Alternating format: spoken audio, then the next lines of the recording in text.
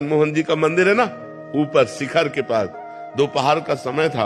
अब एकांत समय तो एकदम आर्त भाव आया, रोए कस के कि हमें वृंदावन वास नहीं मिलेगा, क्योंकि हमारा कोई परिचय नहीं, हमारे पास अर्थ नहीं, और आश्रमों में अलग व्यवस्था होती है।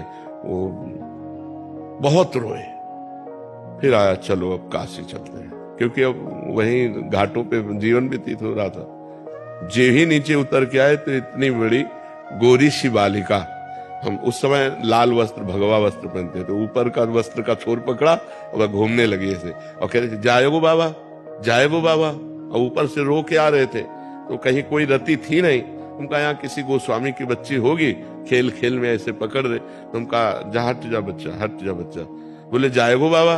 और हम उस समय ये समझ ही नहीं पा रहे कि ऊपर हम बात करके आ रहे प्रभु से और इधर हमसे प्रश्न किया जा रहा है, और ऐसे चल दिए। तब हमें एकदम वापस ध्यान आया कि वो जाएगो बाबा, हम कहे तो श्री जी थी।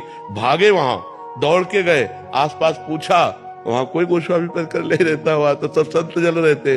अरे उनका यार धोखा हो गया। हम एक घटना तुम्हें बताते, गिरिराज जी में दंडोती परिक्रमा लगा रहे थे।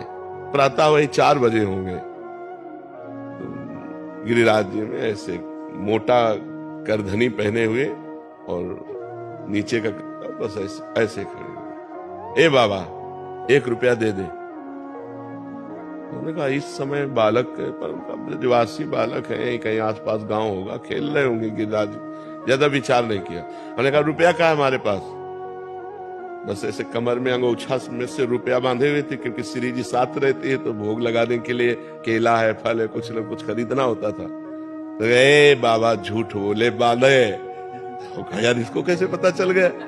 अंगोछा खोला और उससे रुपया निकाला, उसको दिया, और वो ऐसे मुस्कुरा के चल दिए। अब हमारी दंडोती रुक गई।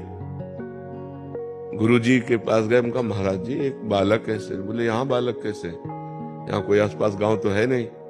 गिरिराज जी थे, वही लीला बिलो। अब पश्चाताप हुआ, यार गिरिराज जी थे, अब लपेट कर जाते। अगर ये हमें पता होता कि ठाकुर जी है तो गले, तो ये ऐसे छुपा छुपी सैकड़ों बार खेलते हैं अपने जनों के साथ। पर वो बहुत चतुर है, जब तक वो सामने रहेंगे तब तक संशय रखते हैं कि पकड़ न पावे, और जहां वो अलग होते तब पक्का विश्वास हो जाता है कि प्रभु ही थे। ऐसा होता है।